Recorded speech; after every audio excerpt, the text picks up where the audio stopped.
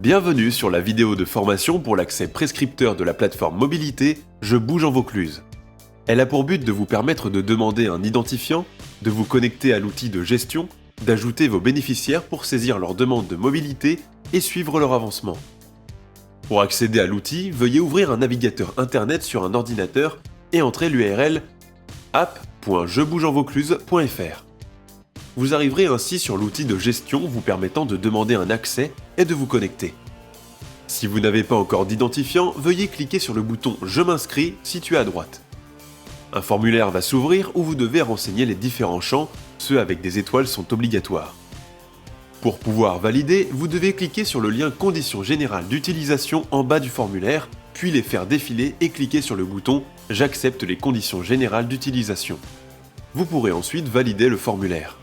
Pour le moment, vous ne pouvez pas encore vous connecter. Votre accès doit être validé par la plateforme et vous recevrez un email avec vos identifiants pour vous connecter. Une fois votre accès validé, vous allez recevoir 2 emails. Le premier contient votre identifiant, le second, votre mot de passe.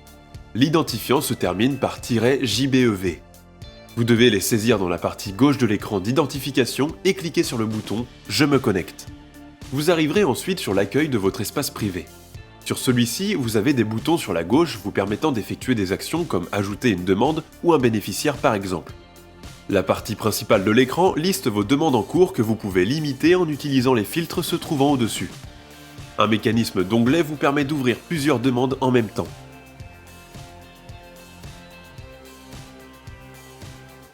Pour ajouter un bénéficiaire, cliquez sur le bouton « Ajouter un bénéficiaire », puis renseignez l'ensemble des champs dans le nouvel onglet. Les champs marqués d'une étoile sont obligatoires. Une fois toutes les informations remplies, vous pouvez cliquer sur le bouton « Sauvegarder ». Le bouton « Appliquer » sert à enregistrer sans fermer l'onglet, et le bouton « Annuler » à fermer l'onglet sans enregistrer le nouveau bénéficiaire. Pensez à faire signer le document « Information sur l'échange de données personnelles » au bénéficiaire. Vous le conserverez dans vos archives et vous nous le transmettrez sur demande. Vous pouvez récupérer ce document sur le formulaire.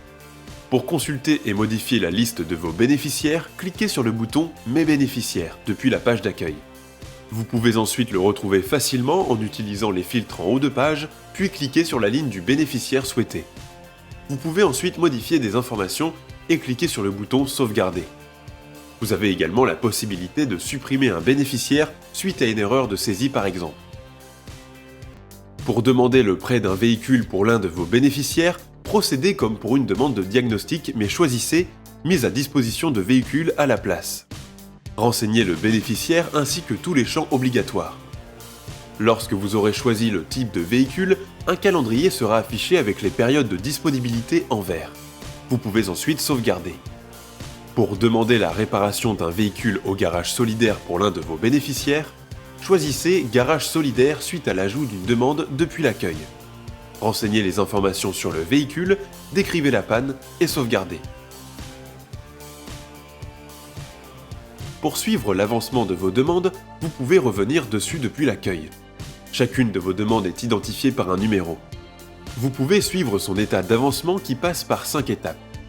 Validation par la plateforme, validation par l'opérateur, en cours de traitement administratif, en cours de prestation et terminé. Vous recevrez un email à chaque changement d'étape. Avec les onglets du haut, vous pouvez consulter les événements survenus sur la demande ainsi que tout son historique. Pour les longs commentaires, survolez le texte avec la souris pour l'afficher en totalité. Vous pouvez également supprimer une demande qui n'a pas encore été validée. Nous vous remercions pour votre attention. Si vous avez des questions, n'hésitez pas à nous écrire sur l'adresse mail affichée à l'écran. À très bientôt sur la plateforme Mobilité.